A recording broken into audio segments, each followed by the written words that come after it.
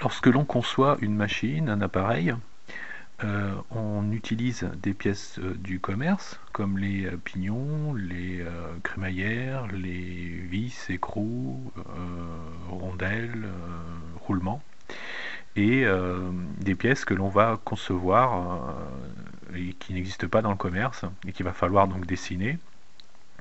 Pour cela, nous avons aujourd'hui des modeleurs 3D, comme SolidWorks, CATIA, ProEngineer,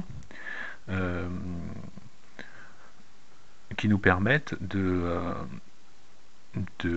réaliser le mécanisme en 3D, intégrer les pièces du commerce, dessiner des pièces sur mesure.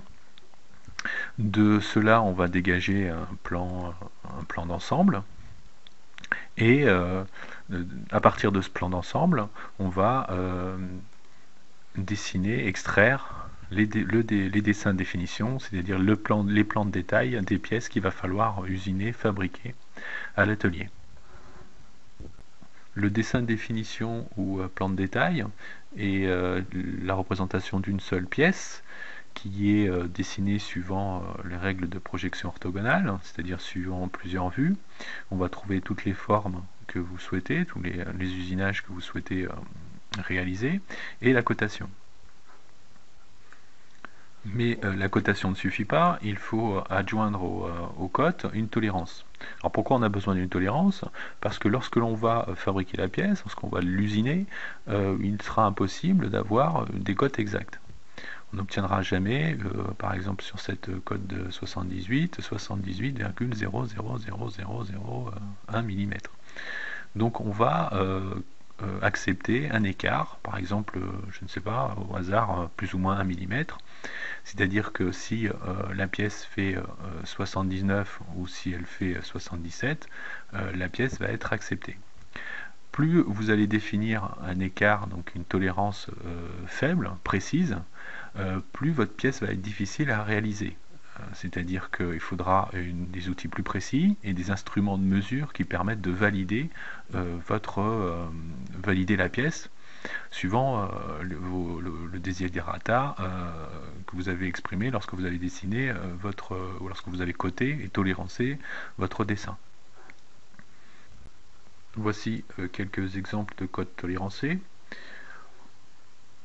En gros, vous avez la cote nominale, ici 34, et en haut à droite, en plus petit, vous avez la cote, la tolérance.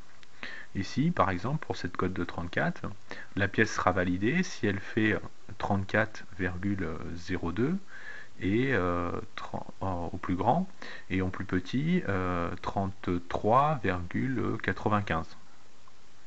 Donc entre 33,95 et 34,02, la pièce sera acceptée. Ici, la cote de 45 elle sera acceptée si elle fait 45 au plus petit et 45,15 au plus grand. Donc on travaille en millimètres, hein, c'est toujours des millimètres. Voilà une autre manière aussi d'écrire une tolérance. Sur cette cote nominale de 63, la cote sera validée, enfin la tolérance sera validée, la pièce sera validée plutôt, si elle fait 63 plus ou moins 0,37 mm. Et enfin, cette cote de 10, donc là, la pièce sera validée si elle ne fait pas 10 mm, il faut qu'elle fasse moins, dans cet écart-là.